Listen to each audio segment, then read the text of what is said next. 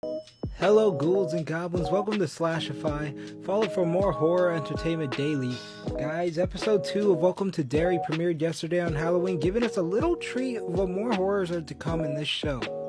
So if you haven't seen it yet, I highly suggest to watch that before watching this spoiler review, because we are going to be breaking this shit down. I wanted to give it a day before I talked about it, just in case y'all haven't seen it yet, but other than that, let's get right into it. Following the bloodbath of the demon pussy baby shit in episode 1, the police represented by Peter Outerbridge as Chief Clint Bowers struggle to put the blame on anybody in specific. The easy choice for this racist town is Hank, played by Steven Ryder, the theater projectionist, for the simple reason that he's a black man and the crime happened in the one place he'd have access to. Yeah, so just let's forget about his alibi of sitting at home watching Andy Griffith with his mother. Chief Bowers is pressured to arrest someone, justice be damned, and against his own conscience, decides to make an arrest. You can tell he knows it's wrong, but falls to the pressure of people trying to get him out of the office because of it. But what the hell happened in that theater anyway? Like, I know we are bound to see kid deaths in this show, considering Pennywise even feeds off of them, but seeing a kid splat against the projector mirror was not only horrifying, but pretty fucking hilarious too. Like, my guy pulled the Super Smash Bros. Type fourth wall knockout on us. The kids who were there and survived it had no idea. Lily, played by Clara Stack, and Ronnie, played by Amanda Christie, the two biggest outcasts at Derry High, are at odds with that as they struggle to make sense of the violence they witness. Mind you, it takes place in the 60s. It would be hard for any kid to make sense of the fucked up horrors we witnessed this episode. Rather, Lily witnessed. Ronnie didn't actually see anything, and so we have our main point of conflict between them. Ronnie can't trust Lily, and Lily is helpless alone, and boy are they really vulnerable to Pennywise, because not only does Lily have to deal with an overbearing mother, Ronnie has to deal with her grandmother, who doesn't seem to hold her tongue and allows her to hear hurtful comments. In the episode's standout sequences, Ronnie and Lily are forced to confront their deepest anxieties. Ronnie's guilt over how her birth killed her mother, yet another pregnancy uncomfortable birth nightmare. Like, holy shit, was this horrifying? It's something out of Coraline and that of Monsters Inc. Either or I was shitting my pants. And Lily still feeling anguish over how her father died in a pickle factory? Yeah, that's not a typo. But hey, there's just some things you gotta deal with, you know what I'm saying? Achievements in design and execution, these sequences balance nightmare-inducing horror and giggling humor in such a way that explains why this particular media franchise has more juice in it than meets the eye. No, really, that pregnancy birth was full of so much water leakage it wasn't even funny, and I kinda gagged a little bit too.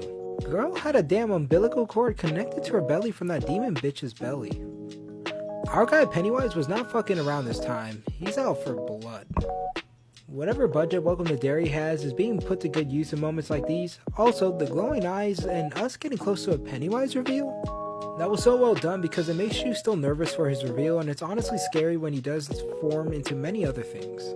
Out of control as Welcome to Derry's mental illness mentions may be, it's a credit to both Amanda Christie and Clara Stack how their poor characters feel overpowered by Pennywise's cruelty. Look, these are children who deserve help, but in 1960s America wasn't capable of providing that to them beyond throwing them in an asylum. Cause yes, the US, this fixes all the problems. It's all the more tragic that Chief Bowers' wrongful arrest of Ronnie's dad further drives a wedge between them both. The only characters who might actually understand each other are now miles apart. To say nothing of Matilda Lawler as Marge, whose desperate social climber is starting to have her own arc that could be more consequential down the road. Blake Cameron James as Leroy's son Will steps up from a part-time role in episode 1 to a more important main character in episode 2. As the new kid at Derry High, Will suffers all the indignities a new kid might suffer with heaping doses of suspected racism we knew was gonna come in a Stephen King project from teachers and peers alike. Like, how delirious can one adult be to not witness the little shits harassing Will? He has inadvertently made himself an enemy of one teacher whose red hair and wrinkly pale skin will no doubt serve as a vessel for Pennywise in the future. But at least we can say Will is making friends. He befriends Arian S. Cartaya, who plays Rich, who seems unbothered by social status save for his crush on the patty cakes. But which one, guys? Because this man was skipping the yeah Riz Sandlot style. But he is quickly becoming an ally, as is Ronnie, who meets Will in detention. It's in detention where Will shines. His optimism about people, enthusiasm towards the wonders of the universe elevate him into a character we suddenly want nothing bad to happen to. A quote by the kid in the episode was one of the highlights of the episode, and it went like this. "Maybe I smell bad," he says, after getting engulfed by a stink bomb. But after pointing out that those same chemicals make up the atmosphere on Jupiter and Venus, he says with a smile, "Maybe I'm just covered in stardust." What an amazing child actor they got here. Please let him survive this series. Please. I Knew Leroy's, played by Hovan Adepo, midnight assault was not Soviet spies or Sergeant Masters harassing a superior officer, but a test issued by General Shaw, played by James Remar. He claims the level of violence Leroy suffered wasn't intentional. This got me thinking though. It's here another plotline anchored by Chris Chalk as Dick Halloran, a crossover character from The Shining as part of the King's multiverse ties together. Chalk's Dick, grow up. A mystery until now, has been recruited by the US military for his shining abilities. Not everyone is thrilled that so much manpower and resources are being used by the whims of a black man with supposed superpowers, but we the audience know Dick Halloran's abilities are real, even if no one knows the true extent of them. I'm gonna be honest, I haven't read too much of King's stories, but I have read The Green Mile and It, and do know that Dick had a critical part in it as the founder of the Black Spot, a bar in Derry, Maine that catered to black soldiers and was burned down by white supremacists. In Welcome to Derry, which seems to precede the creation of the Black Spot, Halloran's shining abilities to locate the things of importance are being used by the government to find what can only be described as a weapon. One that could be useful in the coming war with the Soviet Union. They might be looking for Pennywise himself. Something that was buried in Derry a long time ago, Shaw says. When Shaw tells Leroy that he is uniquely qualified to find it for them, he says the weapon, quote-unquote, generates deliberating fear in anyone who comes near it.